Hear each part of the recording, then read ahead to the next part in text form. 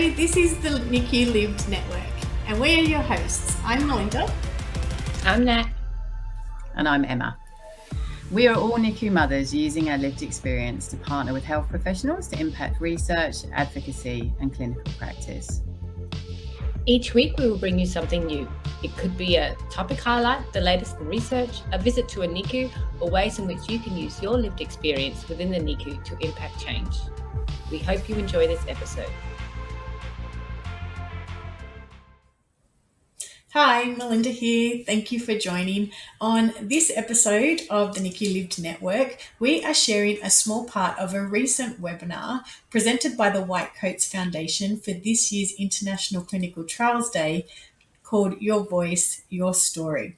Now, for those of you who don't know who the White Coats Foundation is, they were established to raise awareness about clinical trials in advancing medical science and healthcare and how it relates in particular to the patient and patient care.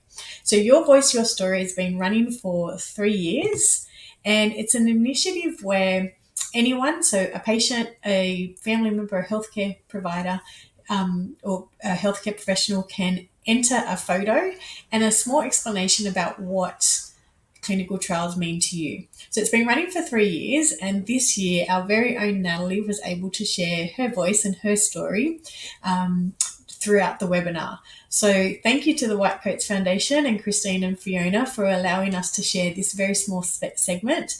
If you want to watch the entire session, and it's fantastic, really amazing stories from people sharing what clinical trials mean to them, and you can see every entrant into the Your Voice, Your Story initiative this year. Just head to their website. But thank you for being here, and thank you for watching. We hope you enjoy this episode. So Natalie is a NICU parent and co-creator of the NICU Lived Network. And we throw a lot of acronyms around in this industry. So just to clarify, NICU is Neonatal Intensive Care Unit, parent, but I'm sure Natalie will provide more information about that for us. Natalie, welcome, and thank you so much for being with us this morning and agreeing to share your story about what clinical trials mean to you with this fabulous photo that you've submitted. Good morning, everybody, and thank you for the introduction. And thank you, Caitlin and Sarah, for your amazing stories. I've learned a lot today, and they're truly inspiring. So thank you. So hi, everybody. My name is Natalie. I'm from the NICU Lived Network, and NICU is Neonatal Intensive Care Unit, which is the unit that looks after premature and sick babies, essentially intensive care for babies. So this picture here that we have in front of us is of my twin boys, Rafi and Dante. And it describes what they're typically like. They're always together and always up to mischief. And today they are happy and healthy. But in 2014, they were premature at 28 weeks, 6 days at Royal Darwin Hospital. Because they were so small and premature, they spent a long, long time in hospital. I think as newborns, they spent 105 days all up, which was a really long time for us. And during that time, they received a lot of procedures, treatments, it was just a very intense and scary time. But the care they received was amazing. And although the boys weren't, when they were in NICU, they weren't actually become participants of a clinical trial. What I'm very mindful of the fact is a lot of the care that they received was informed by past clinical trials. And for me, that's really, really important, that my kids during this really scary and vulnerable part of their lives were able to receive amazing care, because all this work had been done beforehand, so that the doctors and the nurses knew the best possible things they could do to ensure that my kids had the best possible chance of survival. And today they are healthy, happy, and wild, which is lovely. And I think for me, stepping back, the important thing about clinical trials is that they answer the really important questions that need to be answered so that it can potentially save lives. and not just lives in Australia, but overseas as well. And that's really important for me. And the space of the specialty of neonatology isn't really that old. I mean, I think it's kind of modern neonatology was, kind of formed around the 50s or 60s. Again, I'd have to double check that. So there are still, and the survival rate for premature babies in the NICU has improved dramatically in the last, 20 to 30 years. Like, I don't know if my boys would have survived if they were born 30 years ago. So yeah, there's been a lot that has happened in that research space to, improve the outcomes for these babies, for premature babies. But there's still, because neonatology is still fairly a young specialty, I'd say, there's still a lot of questions to be asked. There's still a lot of uncertainties and a lot of unknowns. And that's why I think clinical trials going forward are so important, because there's still lots to do. And it really warms my heart, because I'm someone who's quite involved as a consumer advocate, as a parent representative in this kind of neonatal research space. And I get to hear a lot about these amazing clinical trials that are either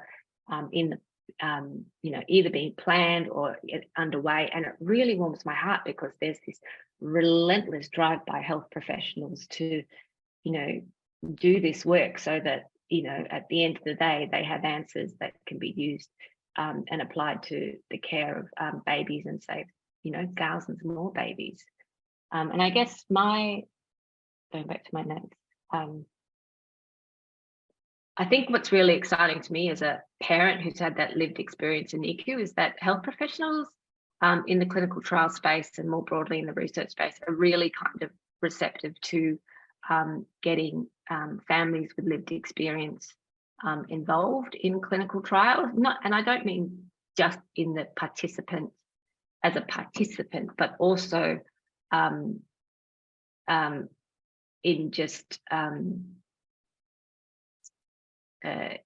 in the planning and designing and implementation of clinical trials as well, to make sure that clinical trials, while providing important health, potentially providing important health outcomes, will also be done in a way that is relevant to NICU families, respectful and appropriate for families as well. And that's a really exciting space. And I know my colleague and friend Melinda Cruz has been who's a parent and researcher in the clinical trial and research space, has been working for years alongside NICU researchers in clinical trials, and it's really, really exciting to see a parent actively involved in designing and planning and implementing these with researchers. And so my hope is eventually that more and more families will become I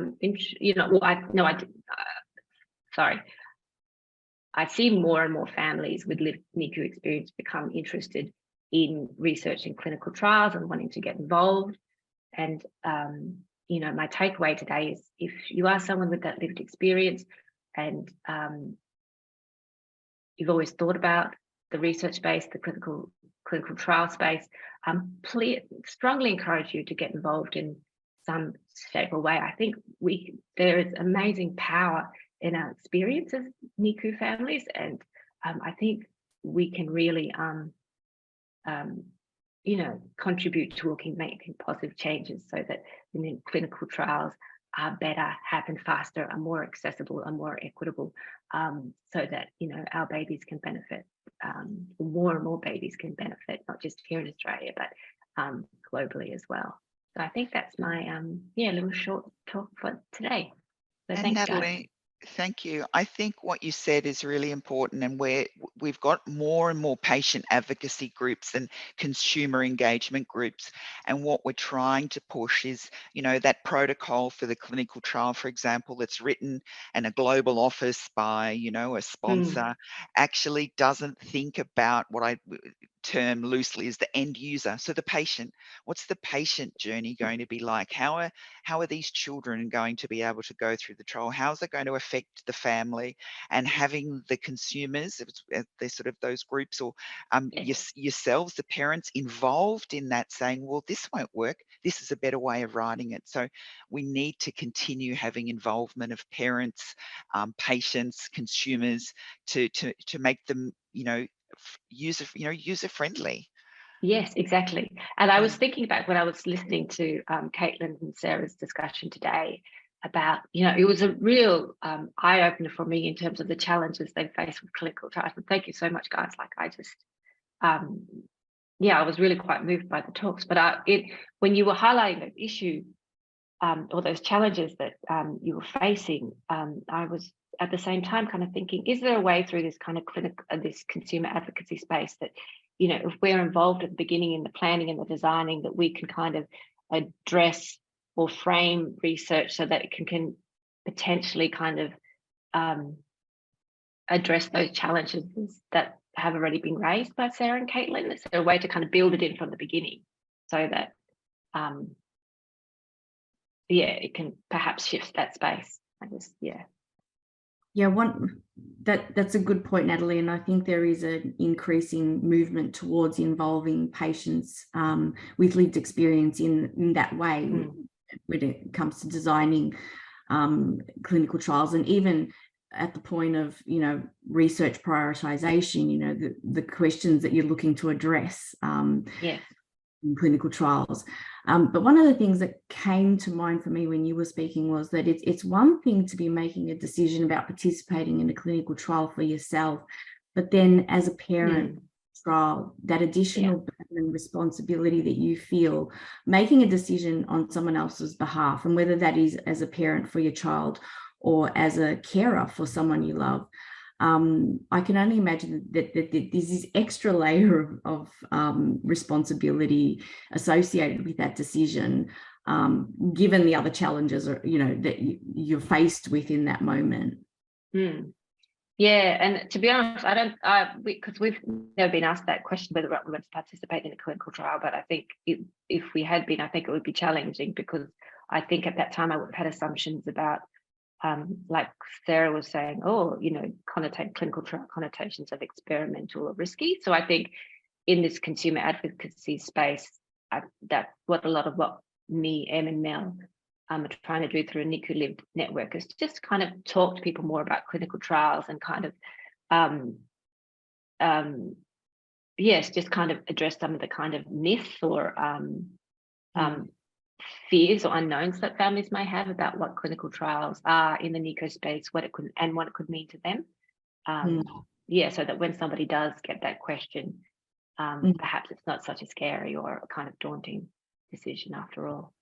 Yeah. No, thank you. Thank you so much, Natalie.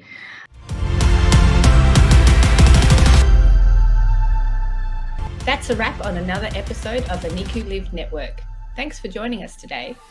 To stay connected, please make sure you're following us on social media. And if you found value in this episode, please share, like, or comment. We'll see you on the next episode.